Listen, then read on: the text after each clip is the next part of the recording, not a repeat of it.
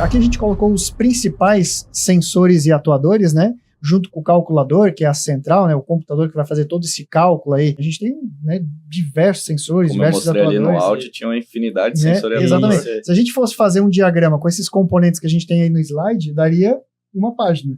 Né? Daria uma página de diagrama. Porém, aqui é mais para a gente pegar uma ideia inicial de como o sistema funciona.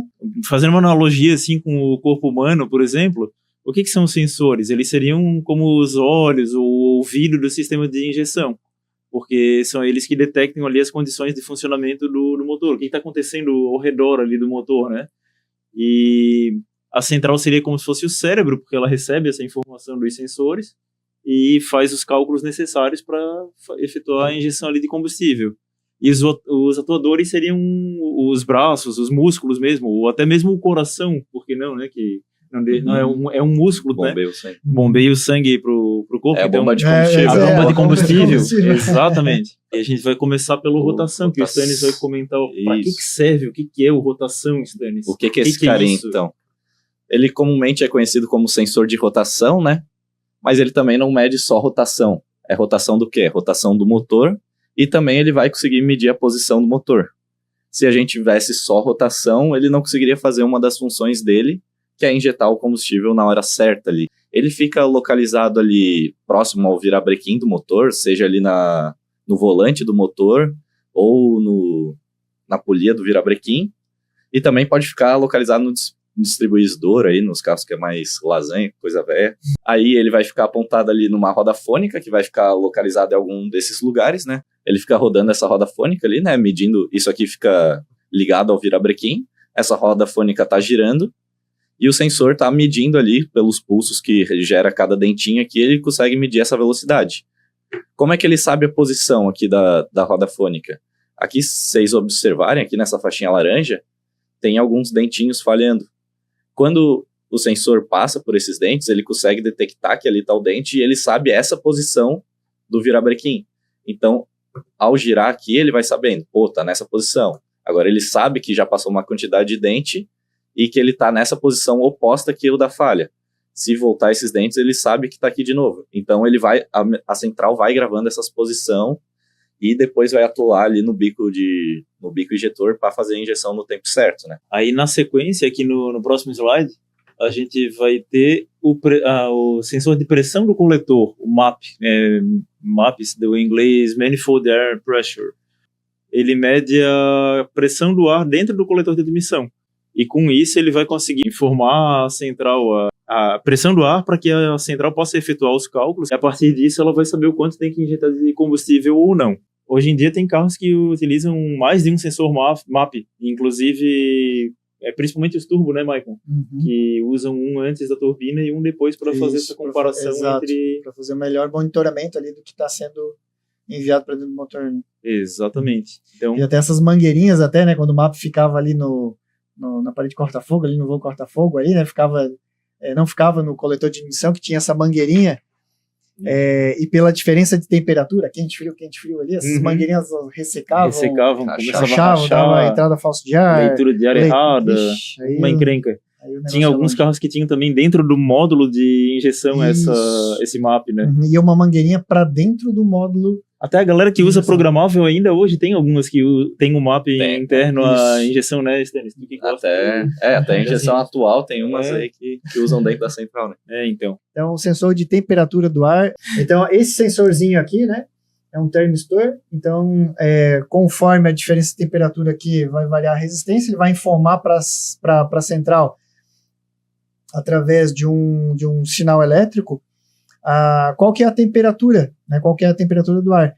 E isso é fundamental para a central saber qual que é a quantidade de ar que está entrando no motor, qual que é a densidade daquele ar que está entrando no motor. Ele auxilia para a central fazer o cálculo, né, da quantidade de ar admitida naquele motor para ela fazer a melhor injeção de combustível. Né? E o sensor de temperatura do ar aqui, a gente tem algumas localizações. Geralmente ele está localizado no coletor de admissão, né? Em muitos sistemas a gente tem o sensor de temperatura do ar integrado junto com o MAP, né? Eles são integrados, eles são uma peça só. Nesse caso aqui eu tenho um MAP, que ele é somente um MAP, né? Que nem o Tarzan mostrou ali, e tem alguns sensores de temperatura que eles são integrados junto ao sensor E MAP. nem dá pra ver a diferença direito, né? Tu pega o MAP integrado, parece só o MAP. Exato. Aí se tu vê pela ligação elétrica com 4 pinos que tu já desconfia. Aí a Exato. importância de ter o diagrama, né, Stannis, que De saber sana esse tipo de dúvida aí, né? Exato. posso trocar um componente por outro. Né? Isso, exato. E além do MAP também ele pode estar integrado, né, para os carros que usam MAF, que a gente vai comentar um pouquinho ali depois também, ele pode estar integrado o sensor de temperatura junto com o MAF do carro lá. A gente tem a posição da borboleta, o sensor de posição da borboleta, que é o TPS. Aqui eu peguei um TBI de uma relíquia também. A gente tem um acelerador a cabo, desse lado aqui, né? Então, aqui desse lado a gente tem um acelerador a cabo, e conforme ele acelera a cabo aqui, a gente tem a borboleta que abre, aqui. Abre e fecha. Que a borboleta abre e fecha aqui. Nesse eixo aqui da borboleta, no lado oposto aqui ao cabo do acelerador, a gente tem um sensor, que é esse carinha aqui, ó, que é o sensor de posição da borboleta de aceleração. Ele vai encaixado aqui, né? Esse sensor ele vai encaixado aqui, e conforme eu tenho a abertura da borboleta, ele fica monitorando a abertura dessa borboleta e informa para a central lá qual que é o ângulo de abertura da borboleta para ela saber, né, se está em aceleração, se está com baixa porcentagem aí de abertura da borboleta, né? Então ela consegue monitorar todo o posicionamento da borboleta de aceleração.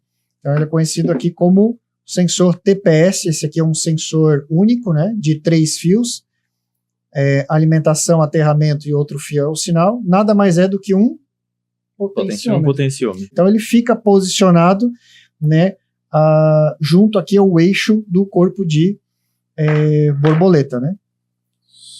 Avançando aqui, pessoal, aí a gente tem o próximo sensor, que é o CTS. Esse carinha aqui, ó, se quiser dar zoom, sobe.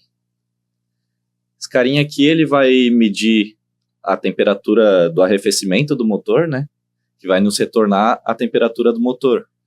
Ele é importante ali, ele tem função no sistema de arrefecimento para atuar as ventoinhas, para fazer o controle de gerenciamento térmico do motor, e também ele é um sensor, um termistor, igual o sensor de temperatura do ar, né? O funcionamento dos dois é muito semelhante, só que um fica no arrefecimento, o outro fica ali na admissão, e ele também serve ali na parte de cálculo de combustível, para verificar se o motor está entrando num sistema de partida frio, para a central ativar essas estratégias, mudar o tempo de injeção ali, estratégia de injeção para fazer esses sistemas, né, enriquecer a mistura em alguns momentos, já que o motor está numa fase fria, né, até mesmo fazer o aquecimento dele, né, que acontece bastante. Avançando ali, a gente tem aí, então, a temida, né, a temida sonda lambda. Sonda lambda.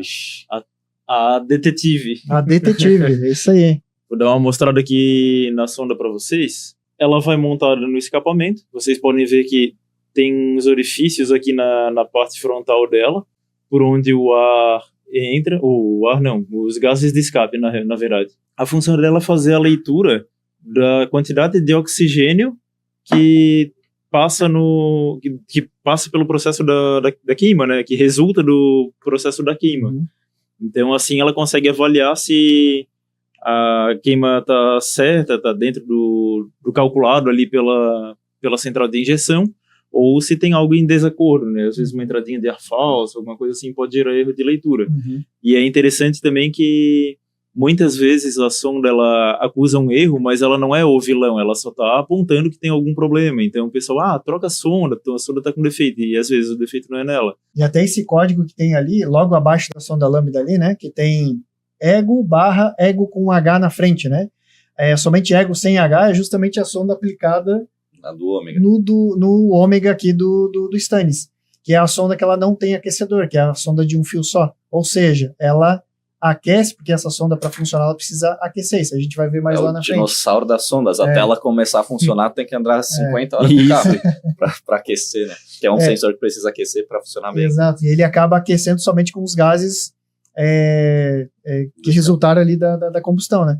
E já a sonda com H na frente, que é de Ritter ali, né? Que ela ela tem aquecimento. Por exemplo, essa sonda aqui é uma sonda de 4 fios, né, que justamente essa sonda de 4 fios aqui, 2 fios dela aqui são somente para o aquecedor, para aquecer a sonda, para daí ela começar a funcionar, começar Para acelerar essa leitura dela, né? Exato, é isso aí.